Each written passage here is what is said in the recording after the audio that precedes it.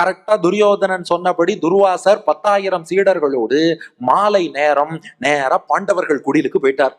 தர்மபுத்திரர் வாங்கோ வாங்கோ நீ வாழ வரவேற்றார், அமர்த்தினார்.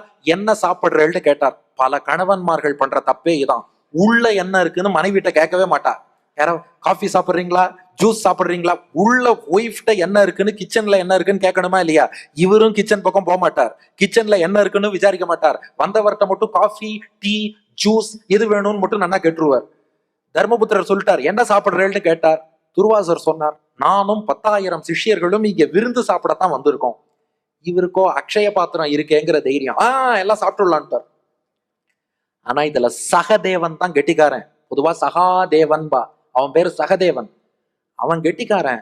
அவன் யோசிச்சான், திரௌபதி சாப்பிட்டு அலம்பியே வச்சுட்டா, இந்த அண்ணா என்னடான்னா எல்லாரையும் சாப்பிடுங்கிறாரே. சகதேவன் மட்டும் சமையல் அறையில போய் திரௌபதியை பார்த்து திரு திருன்னு முழிச்சான். என்ன பண்றதுன்னா, திரௌபதியும் என்ன பண்றதுன்னு தெரியலையேன்னா.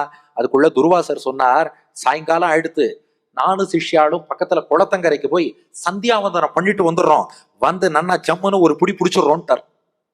சந்தியாவந்தனம் பண்ண போயிட்டா. திரௌபதிக்கு என்ன பண்றதுன்னே தெரியல.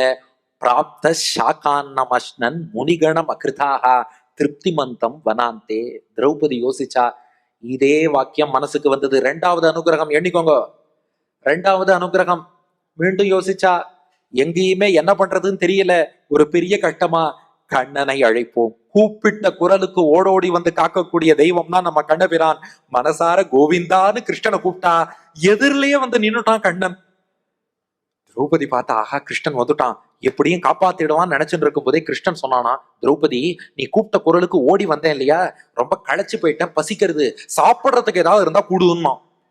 திரௌபதி சொன்னா, கிருஷ்ணா உனக்கு ரொம்ப லொள்ளு தாண்டா, ஏடா வந்தவாளுக்கே சாப்பாடு போடுறதுக்கு வழி இல்லாம ஒன்னவான்னு கூப்பிட்டா நீ பசிக்கிறது சாப்பாடு வேணும்னு கேக்குறிய, நான் எங்கடா போவேன்னா. கிருஷ்ணன் பார்த்தான், அக்ஷய பாத்திரத்தை எடுன்னா. அதைத்தான் அலம்பி வச்சாச்சேன்னா. இல்ல அக்ஷய பாத்திரத்தை எடுன்னா.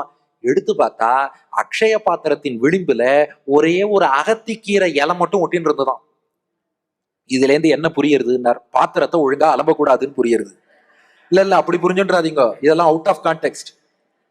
ஒரே ஒரு அகத்திக்கீரை இலை மட்டும் மிச்சம் இருந்தது. கிருஷ்ணன் பார்த்தான், எனக்கு இது ரொம்ப பிடிக்குமே, நான் சாப்பிடுறேன்னு அகத்திக்கீரையை எடுத்து வாயில போட்டுட்டான். கிருஷ்ணனுக்கு பசி ஆறிடுத்து. கிருஷ்ணனுக்கு பசி ஆறினவாறே அங்க துர்வாசர் சந்தியாவந்தனம் பண்ணிட்டு குளத்தங்கரையில இருந்து வந்தா வயர் அப்படியே கடமுடாங்கிறது. சிஷ்யாளுக்கும் வயர் கடமுடாங்கிறது. ஒரு 10 விருந்த ஒரே நேரத்துல சாப்பிட்ட மாதிரி ஒரு ஃபீலிங். ஏன்னா பகவானுக்கு எல்லோரும் சரீரமாக உடலாக இருக்கிறார்கள்.